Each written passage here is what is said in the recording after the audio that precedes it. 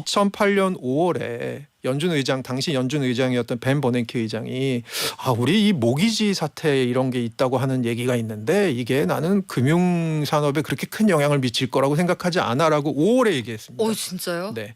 그리고 제가 그해 추석부터 엄청나게 달렸는데 그 사태 때문에. 네, 맞습니다. 네. 그런데 바로 추석 때 9월에 리만 망가지기 시작하면서 이제 월스트리트가 아주 빠르게 망가졌었잖아요. 그렇죠. 그 버냉키 의장이 그 얘기한 게 5월이었다니까요. 불과 4개월 전이었다니까요.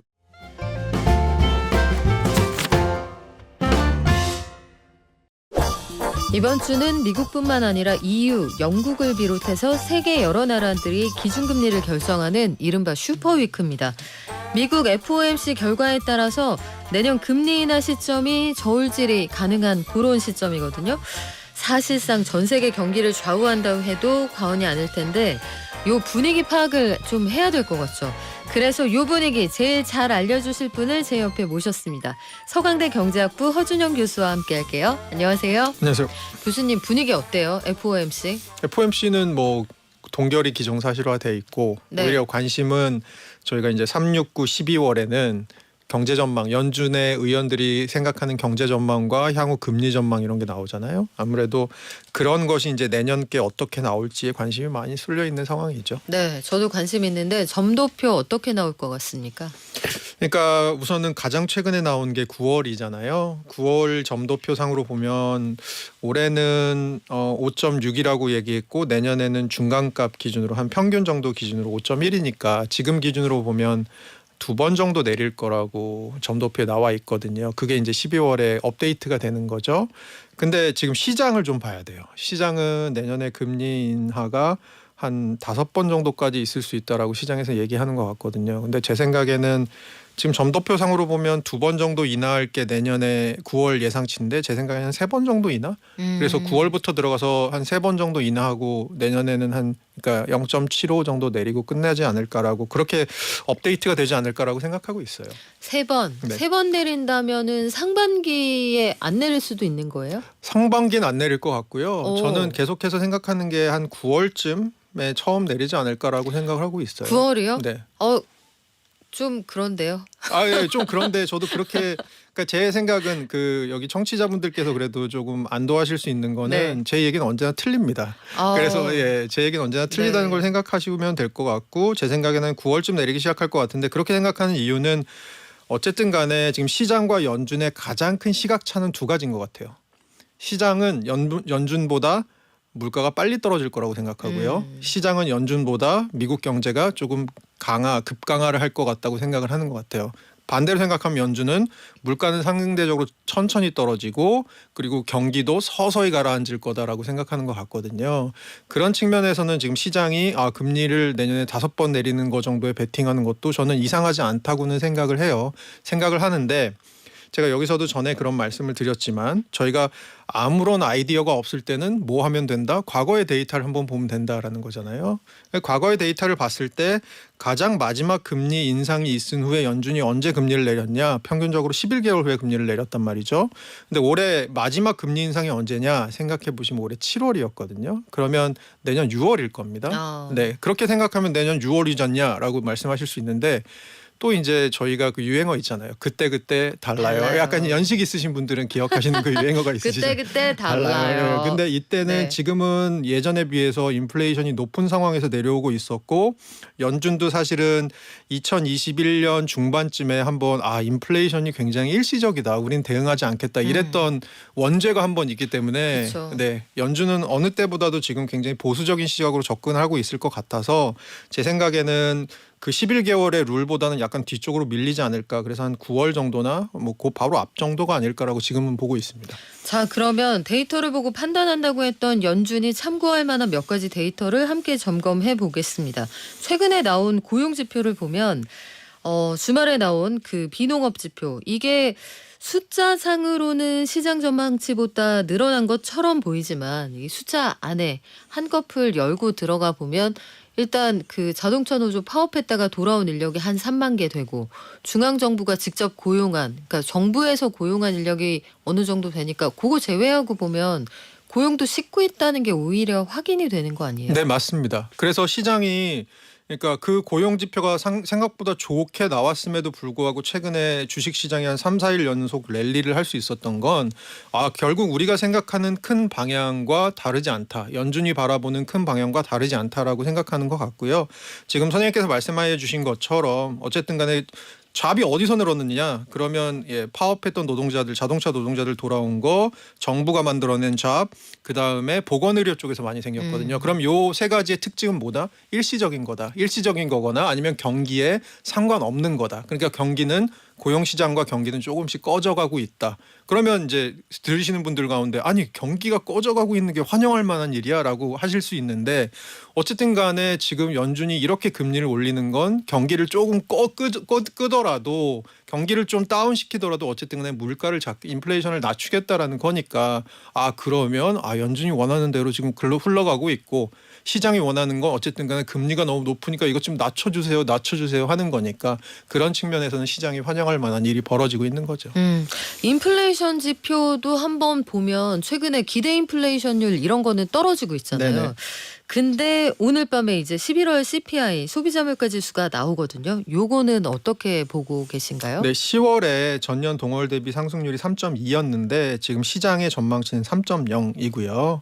저희 거기서 전체 소비자 물가 지수 중에 조금 변동성이 큰 에너지랑 식료품을 제외하고 보는 부분을 저희가 근원이라고 하잖아요. 그게 10월에 4.0이었는데 요번에 시장 전망치는 4.1. 그래서 전반적으로 그냥 비슷할 것 같다 혹은 약간 떨어질 것 같다라고 하는데 어쨌든 간에 지금 연준에서 보고 있는 부분은 전체 CPI, 전체 물가 지수도 보고 있지만 사실은 최근 들어서 물가가 많이 빠진 데에는 유가가 낮아진 것과 그리고 뭐 상품 가격이 낮아진 게 좀 있거든요. 네. 그럼 이런 부분들에 대해서 좀 제하고 보면 결국은 연준에서 걱정하는 건 노동시장이 조금 꺼져야 되는데 노동시장이 안 꺼지니까 임금은 높고 소비자들은 임금이 높고 잡이 좋으니까 나가서 소비하고 소비가 견조하니까 또 경기는 잘 안 꺼지고 이러니까 인플레이션은 생각보다 더 빨리 잡을 수 있는데 좀 덜 잡히고 뭐 이런 부분이 있는 거잖아요. 그런 부분에서 이제 임금이 조금 많이 들어가는 저희가 코어 아까 근원이라는 부분을 네. 좀 보고 있는데 근원은 지난달이랑 거의 비슷하게 나오지 않을까 혹은 지난달보다 약간 튀지는 않을까라고 생각은 하지만 중요한 건 뭐다? 대세는 지장 없다라는 게 아마 제가 생각하기에도 그런 비유인 것 같습니다. 물가가 그러면 연준이 속 시원하게 들이밀 만큼의 어떤 성적표가 되진 않겠네요. 일단은.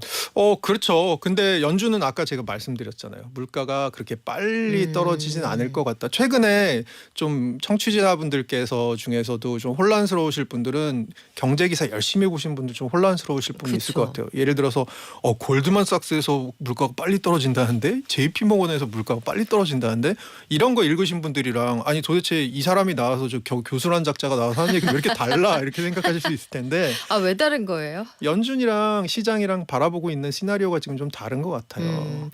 그리고 골드만삭스하고 JP모건도 본인들 자체가 투자자니까 네. 원하는 방향이 있거든요. 네. 그러니까 나와서 하는 얘기를 그냥 100% 고지고대로 다 들으시면 안 되고 네. 어느 쪽으로 베팅을 했나 보다 요걸 좀 짐작하면서 들으실 필요도 있을 거예요. 우리 항상 CPI 이야기할 때 주택 임대료 상승률을 얘기를 하잖아요. 그러니까 집값 얘기를 빼놓을 수가 없는데 요거는 어떻게 흘러가고 있습니까? 최근 들어서? 집값 최근 들어서는 조금 임대료가 떨어지고 있고요. 이게 왜 중요하냐면 전체 그 CPI를 결정할 때 한 40% 정도를 미국에서 차지하거든요. 이 부분이 최근 들어 떨어지고 있고 사실 이 부분이 최근에 물가가 좀 빠지는 데 있어서 큰 역할을 한 것 같고요. 또 하나 좀 봐야 될 부분이 저희 서비스 부분인데 잘 아시다시피 저희 서비스 생각해 보시면 가장 큰 지출이 뭘까 생각해 보면 결국은 서비스 부분은 인건비잖아요. 그쵸. 그러니까 인건비가 결국은 노동시장의 이제 지표가 되는 거잖아요. 그래서 인건비 쪽이 얼마나 빠지고 있느냐 이런 걸 좀 봐야 되는 거니까 서비스 부분도 좀 중요할 것 같고 최근에 서비스 부분도 어쨌든 간에 상승폭은 조금씩 축소되고 있는 상황이거든요. 그래서 이 부분이 그러니까 이게 결국은 이런 것 같아요. 이게 너무 좋아도 인플레이션이 안 잡힌다는 문제인데 너무 안 좋아도 사실은 미국 경기가 생각보다 빨리 꺼질 거라는 증거인데 지금은 저희가 영어 표현으로 just right이라고 표현을 많이 하거든요. 딱 좋아. 라고 하는 순간에 지금 흐름이 있지 않나라고 생각하고 있습니다. 그래요. 네. 그럼 교수님 보시기에도 물가 그렇게 만만하게 떨어지지 않는다. 물가가 그렇게 저는 아주 빨리 떨어질 거라고 생각은 하지는 않고요. 그리고 좀 생각을 해보시면 좋을 게 어떤 분들이 사실 그런 얘기를 하시는 분이 계세요. 저희가 코로나를 겪으면서 2021년 2월에 러시아 우크라이나 전쟁이 터지면서 2022년 2월에 터지면서 그리고 최근에 이제 이스라엘 하마스 전쟁은 뭐 그렇게 효과는 크지는 않은 것 같은데 결국은 우리가 미중 무역 분쟁이나 이런 것과 다 같이 생각해 봤을 때 글로벌 공급망이라는 것들이 예전과는 좀 달라지지 않았나. 예전에는 무조건 가장 싼 것을 제공해 주는 나라와 전략적인 파트너를 맺고 갔는데 그렇죠. 최적화. 네, 최근에는 가장 싼 걸 공급해 주는 나라이면 안 되고 내 친구 중에 가장 싼 것을 공급해 줄 수 있는 나라랑 아무래도 움직여야 되니까 옛날보다는 조금 운신의 폭이 줄어든 거죠. 옛날은 누구랑이나 다 데이트할 수 있었는데 지금은 데이트를 할 수 있는 상대 중에 상대적으로 나랑 잘 맞는 사람과 그 중에서도 가장 나에게 저렴하게 뭔가를 공급해 줄 수 있는 사람이랑 데이트를 해야 되는 상황이니까 아무래도 예전보다 비용 측면에서는 조금 상방 압력이 있을 수 있다. 그러면 인플레이션 측면에서도 예전처럼 우리가 아주 저물가 시대로 돌아갈 수 있을까라고 얘기하시는 분들도 좀 계십니다. 그거는 저희가 한 5년 정도 시간이 지나가 봐야 알 수 있는 일 같긴 한데요. 흐름 자체는 또 그 방향도 있다라는 것도 좀 연도해 두실 필요는 있을 것 같습니다. 가까운 데서 싸게 사올 수 있는 걸 먼데 가서 굳이 더 비싸게 사와야 되는 게 지금 공급망 재편의 결과잖아요. 네. 결국은 우리도 그래서 여러 가지 문제가 발생을 하는 건데 혹시 이럴 가능성은 없어요, 교수님? 최근에 미국에서 연체율 올라간다, 카드값 못 갚는다. 그리고 미국에 차 살 때 보면 오토론 받을 때 7, 8% 나오잖아요. 이제 차는 다 이제 중고차 같은 것들 한 10% 가까이 되는 이자를 물고 사고 또 미국에서 이번에 블랙 프라이데이 역대급으로 돈 많이 썼다라고 하지만 보니까 태반이 외상이더라고요. 이런 걸 다 종합하면 해바뀌고 경기가 급격하게 꺾인다 이렇게 될 가능성은 없습니까? 그게 이제 하드랜딩 시나리오인데요. 조금 경착륙을 하게 될 거고 우리가 아직 못 보던 부분에서부터 시작해서 경기가 빠르게 냉각이 될 거라는 얘기인데요. 지금 전반적으로 봤을 때는 하드랜딩 시나리오를 보는 데도 있지만 전반적인 분위기는 평균적으로 보면 소프트 랜딩, 네. 연착륙이 좀 더 많지 않을까라고 생각하고요. 근데 이제 하드랜딩 시나리오의 몇 가지 버전이 저는 또 있는 것 같아요. 지금 선생님께서 말씀해 주신 대로 경기 자체가 조금 뭐 소비도 줄고 이래서 그리고 통화 정책이 최근 들어서 금리를 많이 올렸으니까 그게 사실은 저희가 신호등 바뀌면 바로 멈추잖아요. 그렇죠. 그거요. 근데 이제 그 금리라는 건 그런 게 아니거든요. 신호등이 바뀐다고 해서 경제 주체들이 어느 날 갑자기 생각을 바꾸고 행동을 바꾸는 게 아니고 시차를 두고 영향을 미치는 거잖아요. 그러면 그 시차들이 쌓인 것들이 결국은 한 내년쯤부터 본격적으로 영향을 미치지 않을까? 그게 그리고 생각보다 그 영향이 미국 경제를 얼리지 않을까라는 부분이 하나. 그게 하나의 버전의 하드랜딩인 것 같고요. 또 하나는 지금 이미진님께서 이제 청취자분께서 질문해 주신 것처럼 우리가 못 보던 뭔가 미국 경제에 되게 취약한 부분이 하나 있는데 그게 어딘가가 터지는 거죠. 그러면 그거는 이제 하드랜딩 시나리오가 아니고 기본적으로 급전직하 시나리오. 저희가 2008년에 겪었던 금융위기 같은 시나리오로 갈 수 있는 거죠. 랜딩 없이 낙하. 낙하하는 거죠. 그건 수직 낙하하는 네. 시나리오인데 그렇게 됐을 때는 사실 전 세계에 미칠 영향, 미국 경제뿐만이 아니고 그건 사실 저희가 큰 확률을 두고 있지는 않지만 그 부분들에 대해서도 사실 가능성은 미국에서도 조금 보고는 있는 것 같아요. 사전에 거기까지 안 가게 그냥 돈으로 막겠죠. 그게 올해 초에 그 은행들이 무너지는 걸 막던 그 사태 아닙니까? 네, 맞습니다. 그래서 돈으로 소방수가 바로 투입될 거다. 저는 그런 생각이 드는데 그러면 교수님 보시기에는 금리를 공격적으로 내년 상반기부터 내리기는 쉽지 않다. 이렇게 예상을 하시는군요. 네, 저는 기본적으로 약간 그렇게 생각하고요. 저는 그런 비유를 좋아하는데, 그러니까 저희가 그 소형 낚싯배와 아주 큰 크루즈가 있잖아요. 오. 예, 연주는 약간 크루즈 같아요. 크루즈. 소형 낚싯배의 특징은 방향을 바꾸고 싶으면 짧은 시간 내에 빨리 급선회를 할 수 있죠. 그렇죠. 근데 크루즈 같은 경우는 방향을 바꾸려면 예를 들어서 내가 1km 앞에서 방향을 바꾸려고 한다면 사전에 조금씩 틀어놔야지 나중에 방향이 바뀌잖아요. 그리고 그 조금씩 트는 것을 이제 그 배 안에 계신 분들에게 이제 고지를 해서 지금 배가 약간 흔들리지만 이거는 방향을 바꾸기 위한 거니까 너무 걱정하지 마세요라고 미리 방송을 하고 뭐 이렇게 할 거잖아요. 저희가 비행기 탔을 때 이렇게 그렇죠. 얘기하는 것처럼. 그래서 저는 연준은 사실 연준이 움직이는 금리 그리고 연준이 움직이는 미국 경제라고 하는 것은 사실 큰 크루즈에 가깝다고 생각하기 때문에 그렇게 휙휙휙휙 뭔가가 바뀐다기보다는 지금 연준이 이렇게 하면서 시장이랑 커뮤니케이션 하는 거 안에 힌트는 저는 있다고 생각해요. 그러면 결국은 제가 아까 말씀드린 네가 아까 얘기했던 그거 뭐 미국에 갑자기 상업용 부동 터지고 이런 거 어떤 거라는 거야? 그러면 그거는 연준조차도 미리 보지 못했던 그런 얘기겠죠. 제가 그 얘기를 하나 드리고 싶은 건 2008년 5월에 당시 연준 의장이었던 벤 버냉키 의장이 우리 이 모기지 사태 이런 게 있다고 하는 얘기가 있는데 이게 나는 금융산업에 그렇게 큰 영향을 미칠 거라고 생각하지 않아라고 5월에 얘기했습니다. 진짜요? 네. 그리고 제가 그해 추석부터 엄청나게 달렸는데 그 사태 때문에. 네, 맞습니다. 네. 그런데 바로 추석 때 9월에 리만 망가지기 시작하면서 이제 월스트리트가 아주 빠르게 망가졌었잖아요. 그렇죠. 그 버냉키 의장이 그 얘기한 게 5월이었다니까요. 불과 4개월 전이었다니까요. 그래서 네. 저희 그 성현들이 남기신 유명한 얘기가 있잖아요. 예측할 수 있는 위기는 위기가 아니다. 라고 얘기하는 거죠. 그렇군요. 그렇게 훌륭하신 분들도 미리 못 보는 건 어쩔 수 없다. 근데 지금 상황에서 그런 큰 위기가 올 거냐 거기에 베팅하는 분위기는 아닌 것 같아요. 근데 교수님 저는 최근에 오히려 미국보다 유럽이 금리를 먼저 내리지 않을까 이런 생각이 들거든요. 대표적으로 보면 우리가 제조업의 상징, 수출 잘하는 나라의 상징이었던 독일 경제 망가지는 걸 보면 어제는 3인당이 반성문을 썼더라고요. 우리가 경제 운용을 잘못했습니다.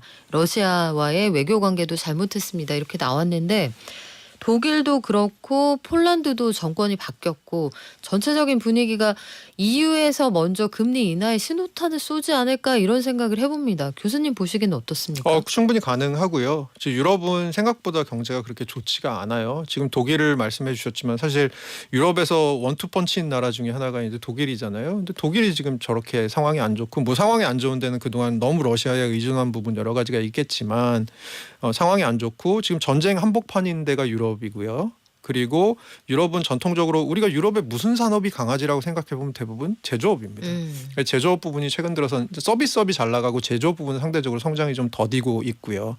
그래서 사실 유럽이 조금 올해 내년에도 지금 전 세계 기관들이 생각하기에 유럽은 내년에도 좀 고생할 거다라고 얘기를 하거든요. 그러면 고생할 거면 금융 쪽에서 특히 통화정책 쪽에서 어떻게 할 거냐? 그럼 금리를 좀 낮추는 게 먼저거든요. 그래서 최근에 이게 또 이제 우리 환율 얘기로 가는데 네. 우리 환율이 막 원달러 환율이 최근 들어서 막 왔다 갔다 그러니까요. 합니다. 그거 왜 그래요? 그게 뭐 여러 가지 이유가 있겠지만 통화 정책 측면에서 보면 우리랑 달러의 환율을 생각했을 때 달러가 그럼 약해지냐 강해지냐 생각해 보면 달러가 유로 대비 약해지냐 강해지냐도 생각해야 되고 달러가 엔화 대비 약해지냐 강해지냐 생각해야 되고 달러가 뭐 파운드 대비 약해지냐 강해지냐 즉 달러가 우리는 사실은 좀 작은 통화잖아요. 작은 규모의 통화인데 다른 큰 통화들이랑 또 어떻게 움직이는지를 봐야 되는 부분이거든요. 저희가 보통 기축통화라고 부르는 게 여러 가지가 있는데 가장 큰 포션으로 보면 달러, 유로 파운드, 엔화 그 정도라고 생각을 보통 하거든요. 그러면 이런 거 사이에 서로 상대적인 막 지금 그 어떤 그 달러 대비 그 어떤 그 가치가 올라갔다 내려갔다 하는 부분이 있기 때문에 이게 지금 우리 환율을 되게 널뛰게 하는 부분도 있는 거죠. 근데 유로의 얘기를 들면 유로가 만약에 미국보다 금리를 먼저 내릴 것 같다라고 하면 아무래도 유로가 좀 약세로 가게 유로의 가치가 좀 떨어지겠죠. 그거는 달러의 가치를 좀 높일 가능성을 하는 그런 요소가 될 수 있는 거죠. 그리고 미국이 이어서 빨리 금리를 내려주면 좋은데 그 시점은 우리가 알 수가 없고 중국도 걱정이에요. 중국도 디플레이션 얘기가 제일 먼저 나온 나라인데 사실 올해 내내 뭔가를 해보려고 애는 쓰는 것 같은데 사실 손에 딱 잡히는 그런 건 또 안 하더라고요. 시진핑 주석의 스타일인지 모르겠습니다만 인프라 투자는 하는데 절대로 인민들의 지갑에 직접 돈을 꽂아주는 정책은 안 하겠다. 결심한 것처럼 그렇게 정책을 펴왔단 말이죠. 돼지고기 소비가 줄어들 정도로 경기가 안 좋은데 내년에 중국은 어떨 것 같으세요? 내년에는 뭐 올해 중국이 한 5% 조금 넘게 성장할 거라고 생각을 하는데 작년에 중국이 3.4인가 성장했거든요. 그러면 중국은 보통 예전에는 한 8%씩 성장하던 나라잖아요. 그렇죠. 그런 나라가 3.4% 성장했다는 건 굉장히 굉장히 낮은 숫자인데 작년에 숫자가 좀 낮았으면 올해 기저 효과 때문에라도 좀 높아야 되잖아요. 그럴 줄 알았어요. 예. 사실은. 네, 그래서 네. 올해 5.2라는 숫자가 그렇게 인상적이지 않은 이유고요. 뭐 전반적으로 IMF 같은 데서 하는 얘기는 중국은 구조적인 문제가 여러 가지가 있어서 성장률이 추세적으로 조금 떨어질 것 같다라고 얘기는 하고 있죠. 그러니까 성장률이 추세적으로 떨어질 것 같다는 건 뭐냐? 그 경제가 인플레이션을 크게 발생시키지 않으면서 무리 없이 성장할 수 있는 기초 체력 같은 것들이 점점 떨어질 것 같다라고 보고 있는 것 같고요. 그런 데에는 가장 큰 이유는 부채가 너무 많다. 중앙 정부의 부채뿐만이 아니고 지방 정부의 부채가 너무 많은데 그럼 그 부채들이 왜 이렇게 늘어났냐? 그러면 중국이 최근 들어서 경제가 좀 안 좋아질 때마다 뭘 했는지를 보면 되는 거죠. 지금 말씀해 주신 것처럼 경기가 좀 안 좋으면 저희 지방 정부에 빚 내줘 갖고 저 공항 하나 짓고 그 옆에 다리 하나 짓고 길 그 옆에 필요할 거 아니야. 길 하나 내고 아파트 좀 짓고 이런 식으로 합시다 하고 아무도 안 써도 아무도 안 쓰는 거죠. 그 네. 길은 많은 사람들이 다니지 않고 공항에는 1년에 몇천 명이 이용하고 뭐 이런 걸 짓는 거죠. 그게 뭐죠? 결국은 수익률이 낮은 투자를 계속 해왔다는 거죠. 그래서 그 수익률이 낮은 투자라는 걸 중국 정부도 이미 굉장히 알고 있는 상황 네. 같고요. 그래서 아까 말씀하신 것처럼 시진핑 정부가 뭔가 시원하게 할 것 같은데 시원하게 못하는 이유는 시원하게 못한다기보다는 시원하게 해봤자 지금 그것이 추가적으로 어떤 이득이 될 것보다는 중장기적으로 정부의 부담이 될 것을 알고 있기 때문에 못하고 있는 게 아닌가. 그리고 외부에서도 뭐 IMF나 투자자들이 그런 것들을 다 알고 있기 때문에 중국 경제는 앞으로 약간 기초 체력이 떨어지는 경제로 갈 거야라고 보고 있는 거 아닌가라는 생각이 드는 거죠. 그러면 내년에도 중국 경제는 큰 변화는 없을 거다. 제 생각은 네, 그렇습니다. 그럼 주요 수출 시장이 시원치 않은 거잖아요. 뭐 유럽도 그렇고 중국도 그렇고 미국은 어떨지 모르겠습니다만 그럼 우리는 괜찮은 거예요? 그래서 그 내년이 사실은 이제 조금 치고 나가는 해가 될 수 있는 우리에게 생각하기에 조금 제가 보기엔 이건 양날의 검인 것 같은데 반도체 경기가 조금 올라가고 있다는 건 우리나라에서 굉장히 중요한 건데 또 네. 하나는 그러면 그 반도체 기업들이 벌어들이는 돈이 우리나라 GDP의 평균적인 숫자 자체는 올리지만 그것이 얼마나 경제 전체로 훈풍으로 연결되느냐 요거에 대해서는 사실 의문이 있기 때문에 저는 그게 약간 양날의 검이라고 생각합니다. 그래요. 내년 상황이 만만치가 않겠네요. 지금까지 서강대 경제학부 허준영 교수였습니다. 고맙습니다. 감사합니다.